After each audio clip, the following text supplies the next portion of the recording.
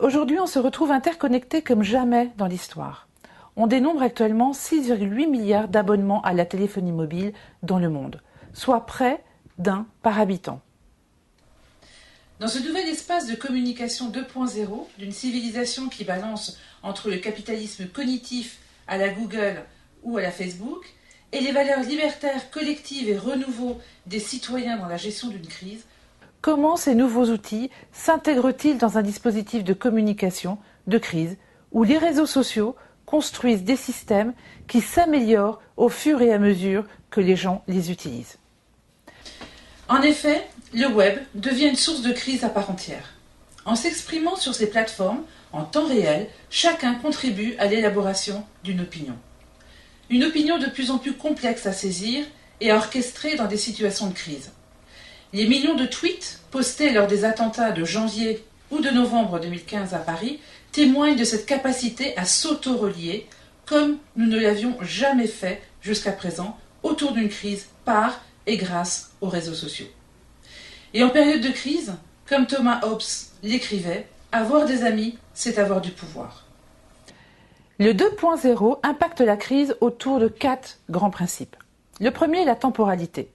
Nous sommes passés d'un temps long, celui de la planification, à l'instant et à l'opportunité.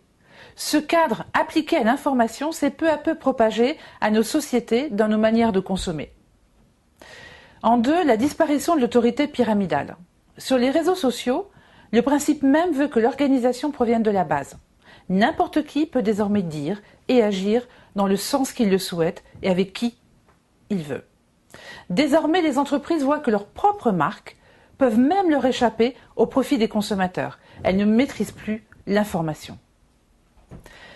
En trois, l'inversion de la connaissance. Les jeunes générations maîtrisent bien mieux le monde connecté qui nous entoure que leurs aînés. Cela peut poser des problèmes dans des structures où la hiérarchie est dictée par l'expérience. Les enfants s'isolent et donc peuvent se radicaliser facilement sans que les parents ne puissent voir quoi que ce soit. Le quatrième point, la maîtrise des ressources. Les réseaux sociaux permettent de mobiliser des personnes bien plus facilement que par le passé, en ayant des coûts très faibles en comparaison à certaines entreprises ou organisations utilisant des méthodes beaucoup plus classiques. Ainsi, on voit apparaître un décalage croissant entre internautes qui ont pris l'habitude d'échanger, de débattre et de consommer de l'information et les organisations, institutionnelles ou privées qui ne sont pas dans la recherche de l'interaction. Ce décalage entre l'internaute social et l'organisation peut provoquer des incompréhensions et être générateur de risques. En effet, les entités utilisent des méthodes de communication traditionnelles, se trouvent désormais face à des communautés, des individus usant d'une communication asymétrique, qui ne respectent pas les codes traditionnels tout en utilisant au maximum les capacités du web pour maximiser l'écho de leur information. Mais quelles sont les principales caractéristiques d'une crise sur le web? J'en dénombrerai 7. La simultanéité des canaux de communication.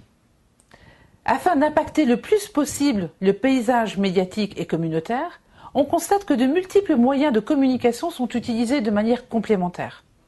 Les techniques anciennes subsistent, avec la diffusion de communiqués de presse, la création d'un site web ou l'envoi de mails.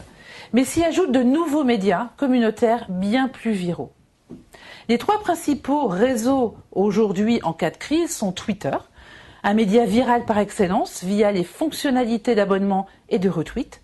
Ces méthodes de partage permettent une circulation très rapide de l'information, d'autant plus qu'elle est totalement ouverte à n'importe qui possède un compte sur cette plateforme. C'est un réel outil de promotion et de viralité. Le deuxième, Facebook, numéro 1 des réseaux sociaux dans le monde avec plus d'1 milliard d'inscrits, permet de créer des communautés autour de sujets communs et de les diffuser très rapidement. Le troisième, YouTube, permet quant à lui d'héberger du contenu vidéo qui peut être ensuite propagé via les 2 médias précédents. Deuxième point, la dramatisation de la situation. La dramatisation à outrance de la situation est une caractéristique des crises sur les réseaux sociaux. En effet, une information sensationnelle est toujours plus porteuse qu'une histoire banale. Puis, le risque de la surcrise par une mauvaise gestion des outils. Une gestion de crise peut parfois empirer à cause d'une mauvaise gestion des outils ou de la stratégie au moment de la détection des signaux faibles. de la genèse de cette crise. En effet, c'est d'autant plus vrai sur les réseaux sociaux. Une mauvaise adaptation de la première réponse peut causer des effets bien plus dévastateurs que la crise elle-même.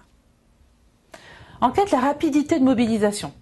Une vidéo diffusée sur YouTube peut être visionnée par plusieurs milliers de personnes, plusieurs millions de personnes en quelques heures, puis être partagée sur d'autres plateformes. Cette rapidité de mobilisation est caractéristique de ces nouvelles crises. De la journée, il y a moins de 10 ans, l'unité temporelle est désormais la quasi-instantanéité. Le cinquième élément, la virulence des propos tenus sur Internet. La disparition pour certains individus entre la sphère publique et la sphère privée provoque parfois des commentaires très violents. En témoignent les commentaires sur les réseaux ou sur les journaux en ligne. Ensuite, le manque de discernement des community managers.